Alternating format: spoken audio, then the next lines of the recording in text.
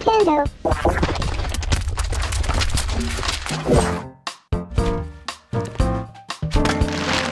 It's hard to imagine the safe and serene Animal Crossing causing anyone undue stress over hidden secrets, but Nintendo's Village Sim actually has a classic conundrum.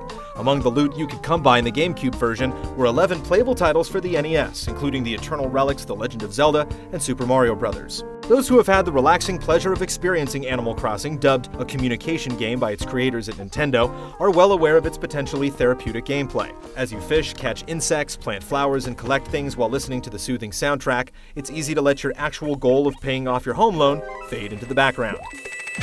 To most Animal Crossers, finding the elusive NES games, even if a few were pretty boring, was far more appealing than collecting a new bug, ancient fossil, or piece of furniture. Outside the 8 easily obtainable NES games commonly obtained from Nook's Lottery, Red Store, or found as buried treasure, certain fan sites and guides claim 11 additional games can be acquired through special means, for a total of 19. Can you get them? This is one treasure we have to dig up.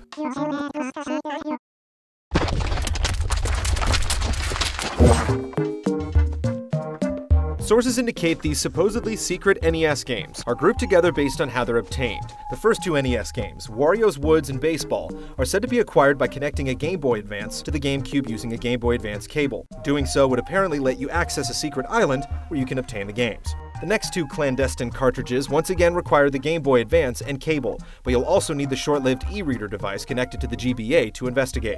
Supposedly, swiping specific cards using the ETM in the post office will reward you with the gifts of Ice Climber and the original Mario Bros. Game.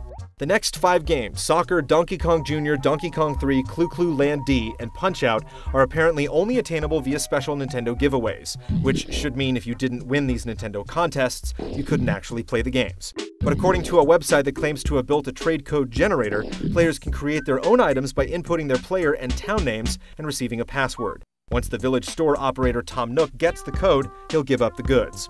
Distressingly, no source has claimed a legitimate way to acquire The Legend of Zelda and Super Mario Bros. In-game. In fact, it is said these two classics can only be nabbed using cheat devices like Action Replay.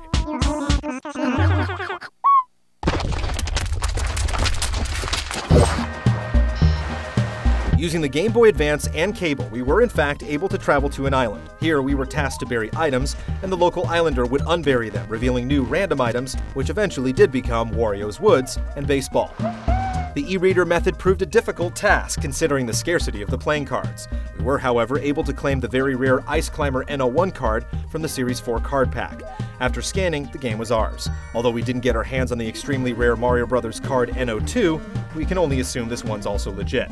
Following the instructions on the trade code generator website, we entered the specific item number, entered our town name and player name, and selected the appropriate code type NES Contest. We were then given a password to tell Tom Nook in the game. Upon doing so, we did in fact receive the specific item. Amazingly, this process worked for all 5 NES game giveaways. Even more amazingly is that someone actually created a program capable of obtaining nearly every item in Animal Crossing. That person is Ryan Holtz, a game programmer who's worked at studios for Activision and EA. He used his free time in college to help his fellow players out, and shares with GT how he did it.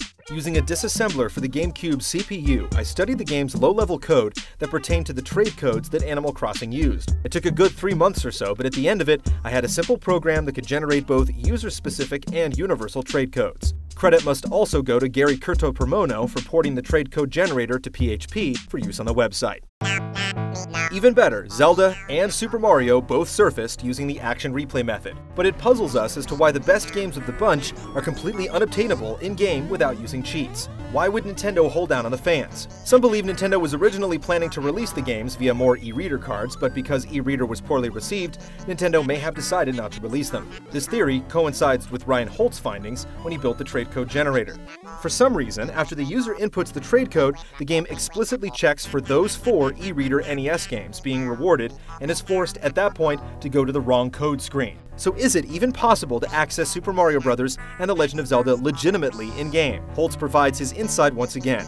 In both theory and practice, I'm fairly certain they can't be obtained without actually modifying the game's code.